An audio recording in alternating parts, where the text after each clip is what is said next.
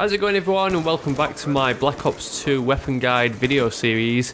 Today we're going to take a look at another hidden gem in game and one of my favourite weapons of Black Ops 2, the SWAT-556, also known as the SIG SG-556 in real life.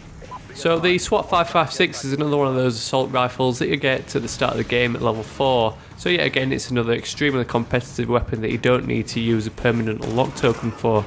The SWAT-556 is a 3-round burst weapon by default, but as we'll discuss in this guide, it becomes a real monster with the select fire attachment, just like that FAL. But first, let's get started with a look at some of the SWAT-556 general features.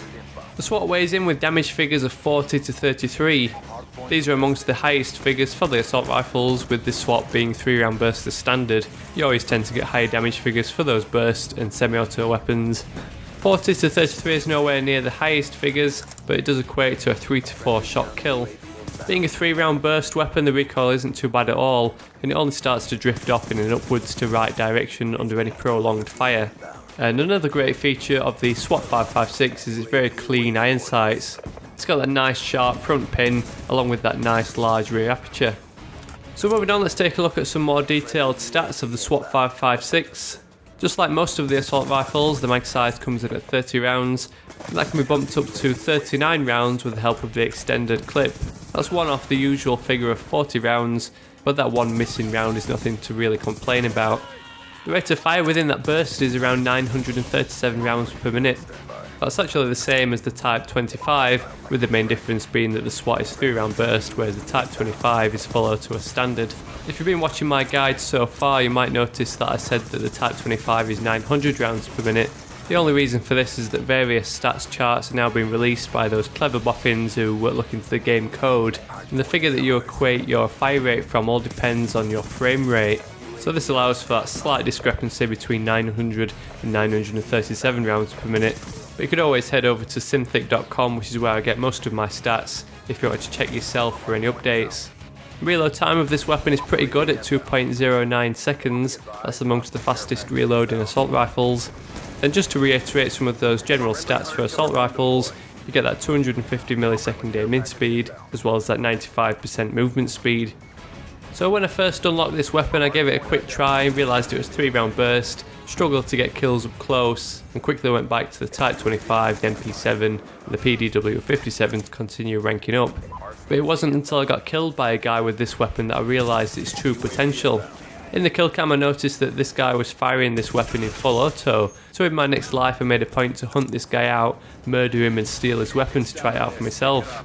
After stealing this guy's weapon, I went on a real rampage, and the first thing I did after that game was set out on the grind to unlock the select fire attachment. The standard 3-round burst setup of the SWAT-556 isn't too bad at all, but I found it's a little bit inconsistent to get those 1 burst kills. Plus the 3-round burst puts you at a serious disadvantage when spraying from the hip, and that's always one of my first instincts when I run into an enemy around a corner. While you can get some nice easy 1 burst kills, it can be frustrating when your bursts just end up getting a hit marker followed by your swift death. But with that select fire attachment, it completely transforms the weapon into something that's mediocre into one of the best weapons in the game, and it's definitely one of my favourite and go-to weapons out of the whole of Black Ops 2. Once you equip that select fire attachment and flick that little switch, it loses its 3-round burst limitations and takes on that full 937 rounds per minute fire rate in full auto. This means you're left with a weapon easily comparable to the Type 25. You've got the same fire rate, the same mag size, a faster reload time, and in my opinion cleaner iron sights. It does seem that the select fire attachment does alter the long range damage figure, meaning that you're going to need 5 shots to kill as opposed to 4, but this only puts it on par with the Type 25, and it still means you're going to get those 3 shot kills up close, dropping off to those 5 shots to kill at long range. The only real drawback is that you're going to have to use a point in your pick 10 system to use that select fire attachment, but on the plus side you're getting a weapon that trumps the Type 25 in terms of recoil, iron sights and reload time. So let's move on and take a look at my recommendations of a full attachment configuration for your SWAT-556 in game. I think I've given that select fire attachment enough praise, but it's definitely my number 1 recommendation. In my opinion, it's well worth going through the whole grind to unlock that select fire attachment at weapon level 10. It's as if you've suddenly got access to a classified weapon in the assault rifle category. While those iron sights are really clean and usable, which means you don't need to use an attachment slot for an optic, There's quite a fair bit of muzzle flash with the SWAT-556, which I found kind of obscured your vision when trying to track those targets. So my preferred setup is to combine select fire with the suppressor. The suppressor does limit the range of the weapon slightly, which is going to mean you're going to need those 5 shots to kill as opposed to 3. But on the plus side, it helps with your overall accuracy by hiding that muzzle flash, as well as giving you those stealth benefits which are always important to help you stay alive. Because you've got to fill an attachment slot to make use of that select fire attachment, it might mean that you need the primary gunfighter wildcard to go with your usual attachment configuration. But if you did want to completely bling out your SWAT-556, my next recommended attachment would be the Foregrip. The recoil of this weapon is quite low, but when you convert the 556 to full auto, that recoil does become a little bit more prominent, so the Foregrip's just going to help reduce that kick to keep the weapon performing like a laser beam. So if you originally dismissed this weapon because of its 3-round burst properties, I definitely advise giving it another try with that full auto attachment. Just like that FAL with select fire, it's one of the hidden gems in Black Ops 2.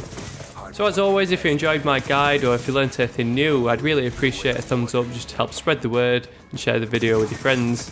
Don't forget, if you're new to my videos, you can always subscribe to stick around for plenty more of these Black Ops 2 weapon guides. You can also check out my Black Ops 2 class setup series for my recommendations on various loadouts you can run in game. I'm always interested to hear what weapons you'd love to see me cover in the near future, so feel free to add your suggestion down in the comments. So thanks for watching, and I'll catch you all later.